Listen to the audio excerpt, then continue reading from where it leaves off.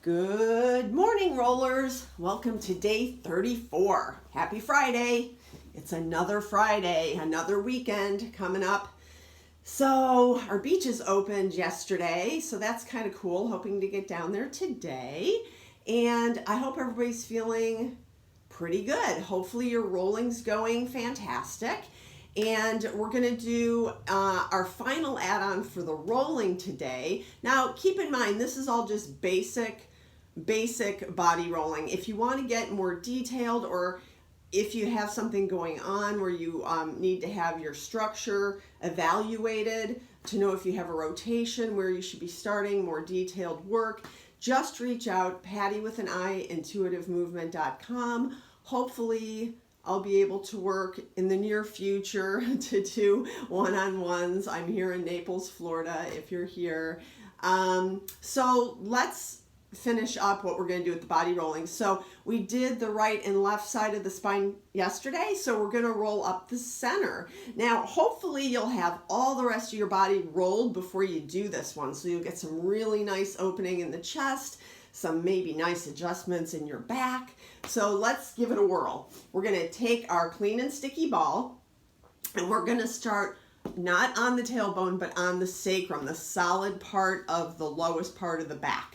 So we never want to be on the tailbone with this work. So we're going to take our ball, and I'm going to bypass my tailbone so I'm on the sacrum, that lower hard part of the very lowest part of the back by the hips.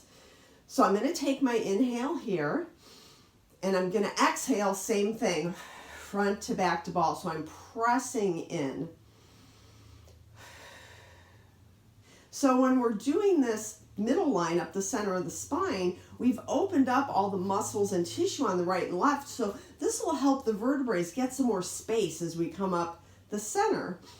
So we're just breathing and impacting. It's a really good time to learn how to engage these lower abdominals because you're pressing from the front to the back into the ball.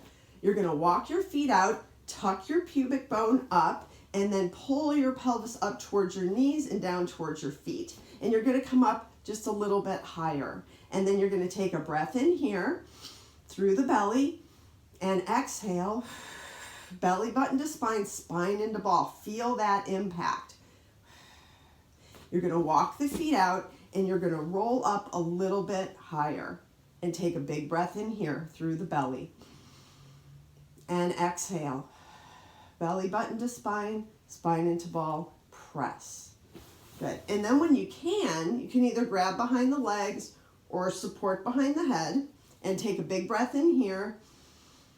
Exhaling, front to back to ball, pressing in, pubic bone tucks, walking the feet out and coming up a little bit higher. So again, we're keeping that tuck. This work is like yesterday's until we get up a little bit higher. Breath in here. Exhaling, front to back to ball, walking the feet out, keeping that pull, pulling on the head up and chin forward and pulling down. So now we're getting into hard rib cage, and depending on how long your torso is, you may start feeling the edges of your shoulder blade scapula area. So we're going to breathe and sink, and then we're going to reach out with the pelvis and drop the hips down. So I'm going to try to mobilize my thoracic spine a little bit. So the hands are going to go behind the head, so I'm supporting. There's little grooves in your skull. Put the heel of your thumb in those grooves and kind of pull up in traction. And try taking an inhale and then exhaling and just opening the elbows and extending back. So you're supporting your head. You're not letting your head just flop back. You're keeping your chin tucked. And you're opening through the elbows and you're opening through the chest. And then you're going to come back in again to take your inhale. And then exhale again, pressing into the ball and opening and extending around the ball. So a lot of people are locked up in their thoracic spine. So to try to get this to mobilize from the thoracic spine and not the lumbar spine can be really interesting work. And then we're going to come back into our position, lift the hips, take our breath, and roll down just a little bit further. So now I'm between my shoulder blades. I can drop my pelvis down and do that same work here, right? So I'm just opening, reaching back with the elbows. I'm supporting my head and neck so it's not just dropping back and impinging the back of my neck. I'm supporting my head.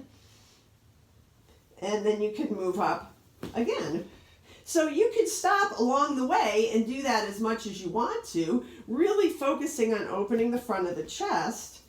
And then we're going to keep pulling down into the neck, right? And then you can do your breathing, pressing in, lengthening through the spine and tailbone, pressing in. You can use your hands if you can't find those muscles to access pressing into the ball.